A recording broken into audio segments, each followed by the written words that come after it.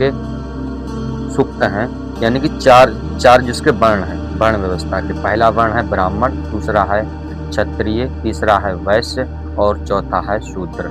यानी ब्राह्मण क्षत्रिय वैश्य शूद्र, ये 4 वर्ण हैं, ठीक है। और चारों वर्णों के अपने अपने काम हैं। ब्राह्मण का कर्म है कि वो सभी चारों वर्णों को शिक्षा दे, ठीक है।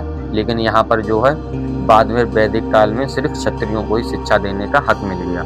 जैसे आपने महाभारत देखी होगी, द्रोणाचार्य ने अपने शिष्य का अंगूठा मांग लिया था। क्यों मांग लिया था? क्योंकि वो एक नीची जाति का था। लेकिन यह जो है ऋग्वैदिक काल में ऐसा नहीं था। ऋग्वैदिक काल में जो सभी को शिक्षा मिलती थी, ठीक है। चाहे शूद्र हो चाहे वैश्य हो, सभी को शिक्षा मिलती थी। ब्राह्मण का काम है शिक्षा देना और क्षत्रिय का काम है अपनी बल से, अपनी बुद्धि से और जो है अपने देश की रक्षा करना, ठीक है। और वैश्य का काम है कि वह व्यापार करके अपने देश को खुशहाल रखे और अपने देश की उन्नति करे।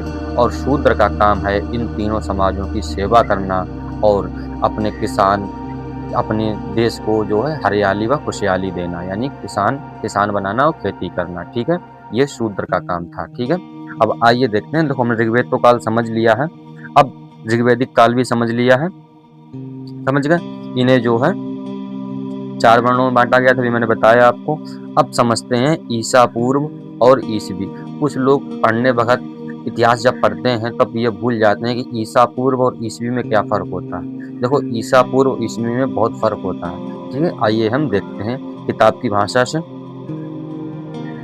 वर्तमान में प्रचलित जो कैलेंडर है इसे ईसाई कैलेंडर भी कहते हैं। यानी जो आप देख रहे हैं जनवरी, फरवरी, मार्च, अप्रैल, ये जो कौन सा कैलेंडर है, ये जो है ईसाई कैलेंडर भी इसे कहते हैं और जूलियन कैलेंडर भी कहते हैं, क्योंकि यह ईसाई धर्म गुरु ईसा मसीह के जन्मदिन पर आधारित है। यानी कि जो आप कैलेंडर देख रहे हैं, जो अभी तारीखें चल रही हैं, ये कौन सा कैलेंडर हमारे देश में चल रहा है? ईसाई कैलेंडर चल रहा है, जिसे हम जूलियन कैलेंडर भी कहते हैं। समझ गए आप लोग। उसके बाद यह जो है ये धर्म गुरु यानी ईसाई धर्म गुरु के निर्माता कौन थे? ईसा मसीह। उनके जन्म पर ये आधारित कैलेंडर है। कौन सा कैलेंडर? जो भी हम चल रहा है हमारे देश में, ईसाई कैलेंडर कहते हैं, ठीक है।